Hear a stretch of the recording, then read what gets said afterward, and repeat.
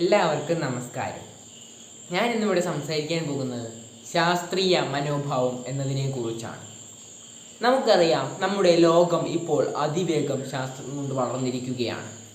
ഇപ്പോൾ എല്ലാം artificial intelligence അതുപോലെ തന്നെ ഡിജിറ്റൽ ലോകത്താണ് നമ്മളിപ്പോൾ ജീവിക്കുന്നത്. അപ്പോൾ അതിൻ്റെയൊക്കെ ഉള്ളിൽ നമ്മൾ നോക്കുകയാണെങ്കിൽ ശാസ്ത്രീയ മനോഭാവം നമുക്ക് കാണാൻ കഴിയും. കാരണം അതൊക്കെ നിർമ്മിച്ച ഒരാൾ ഒരു കാര്യം ഒരു തവണ തന്നെ പറയുമ്പോൾ തന്നെ വിശ്വസിച്ച് അതെല്ലാം കേട്ടു പോവുകയാണെങ്കിൽ ഈ വക കാര്യങ്ങളൊന്നും ഈ ലോകത്ത് നടക്കുകയില്ലായിരുന്നു. അത് ഉദാഹരണത്തിന്, ഇപ്പോൾ നമ്മളോട് ഒരാൾ ഒരു കാര്യം പറയുമ്പോൾ അത് അപ്പോൾ തന്നെ വിശ്വസിക്കാതെ അത് എന്തുകൊണ്ട്, അത് എങ്ങനെ, അതിൻ്റെ തെളിവ് എന്തെങ്കിലും ഉണ്ടോ എന്ന് നോക്കി മാത്രമേ അതൊക്കെ നമ്മൾ വിശ്വസിക്കാൻ പാടുള്ളൂ. പണ്ട് 60-ാം നൂറ്റാണ്ട് വരെ ആൾക്കാർ വിചാരിച്ചിരുന്നത് ഭൂമിയാണ് യൂണിവേഴ്സിൻ്റെ സെൻറ്റർ എന്നാണ്. പക്ഷേങ്കിൽ നിക്കോളാസ് കോപ്പർനിക്കസ് എന്ന ശാസ്ത്രജ്ഞൻ വന്ന് അതിൻ്റെ തെളിവടക്കം കാണിച്ചു കൊടുത്ത് എല്ലാവർക്കും അത് ശരിയാണെന്ന് കാണിച്ചു കൊടുത്തു. ഭൂമിയല്ല സെൻറ്റർ എന്നും സൂര്യനാണ് യൂണിവേഴ്സിൻ്റെ സെൻറ്റർ എന്നുമൊക്കെ തെളിവ് സഹിതം കാണിച്ചു കൊടുത്തു. അതിനുശേഷം ഗലീലിയോ ടെലിസ്കോപ്പ് കണ്ടുപിടിക്കുകയും പിന്നീട് ഐസക് ന്യൂട്ടൻ ചലന നിയമം കണ്ടുപിടിക്കുകയും ചെയ്തു. അപ്പോൾ തെളിവില്ലാതെ ഒരു കാര്യം ഒരിക്കലും വിശ്വസിക്കരുത് എന്നതാണ് ഇതിൻ്റെ കാര്യമെന്ന് പറയുന്നത്.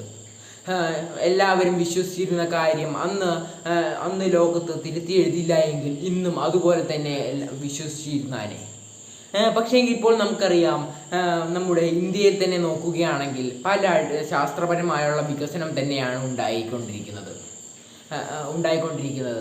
ഉദാഹരണത്തിന്, ലോകത്തിലെ തന്നെ ഏറ്റവും പ്രശസ്തമായ ഇന്ത്യൻ സ്പേസ് സെൻറ്റർ ISROയും ഉദാഹരണമാണ്.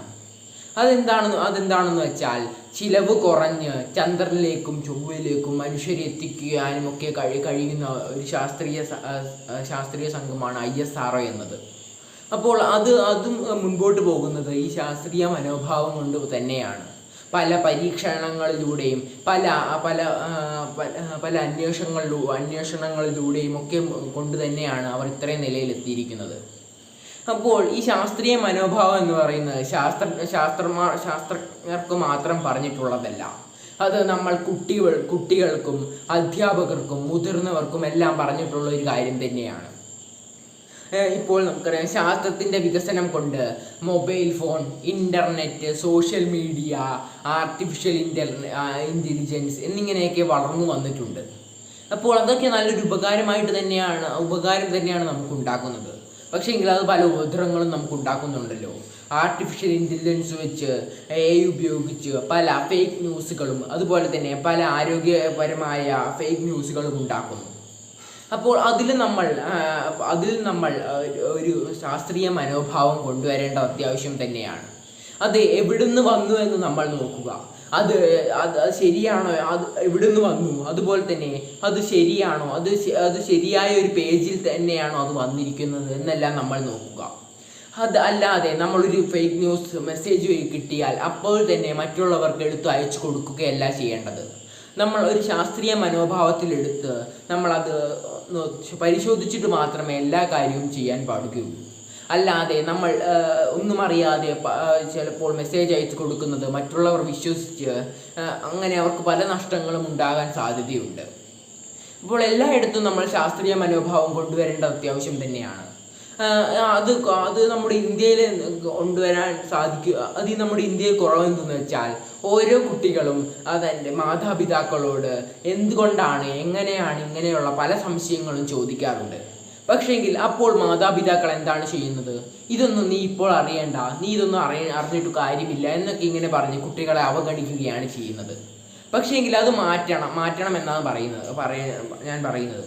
കാരണം കുട്ടികൾ അപ്പോൾ ചോദിക്കുന്ന സംശയങ്ങൾക്ക് എല്ലാം അപ്പോൾ തന്നെ ഉത്തരം പറഞ്ഞു കൊടുക്കുകയാണെങ്കിൽ അവർക്ക് കൂടുതൽ അറിവാണ് അതിൽ നിന്ന് ലഭിക്കുക. അവരുടെ ശാസ്ത്രീയ മനോഭാവമാണത്. ഈ കാര്യം നമ്മൾ ശ്രദ്ധിച്ചുകൊണ്ട് അവർക്ക് എല്ലാ ഉത്തരങ്ങളും പറഞ്ഞു കൊടുക്കണം. ഇപ്പോൾ നമുക്ക് അറിയില്ല എങ്കിൽ ഇപ്പോൾ നമുക്കറിയാം പല AI ടൂളുകളും ഇപ്പോൾ നിലവിൽ വന്നിരിക്കുകയാണ്. അതിലൂടെയൊക്കെ നമുക്ക് ചോദ്യങ്ങൾ ചോദിക്കുകയാണെങ്കിൽ നമുക്ക് അപ്പോൾ തന്നെ ഉത്തരം ലഭിക്കുകയും ചെയ്യുന്നു. നമ്മുടെ ഇന്ത്യ ഇത്രമാത്രം വികസനത്തിലെത്തിയതിൻ്റെ ഏറ്റവും വലിയ കാരണമെന്ന് പറയുന്നത് ഈ ശാസ്ത്രജ്ഞന്മാർ ഉള്ളത് കൊണ്ട് തന്നെയാണ്. ഈ ശാസ്ത്രജ്ഞന്മാരായത് അവർ പല പരീക്ഷണങ്ങൾ ചെയ്തും അതുപോലെ തന്നെ പല തെറ്റുകൾ സംഭവിച്ചും അങ്ങനെയൊക്കെയാണ്. അല്ലാതെ ഒരു കാര്യം അപ്പോൾ തന്നെ വിശ്വസിച്ചോ അതുപോലെ തന്നെ അതിലൊരു തെളിവുമില്ലാതെയോ അങ്ങനെയൊന്നും ചെയ്തിട്ടല്ല അവർ ഇത്രയും നിലയിലെത്തിയത്. ഇത്രയും പറഞ്ഞുകൊണ്ട് ഞാൻ എൻ്റെ പ്രസംഗം നിർത്തുന്നു. നന്ദി.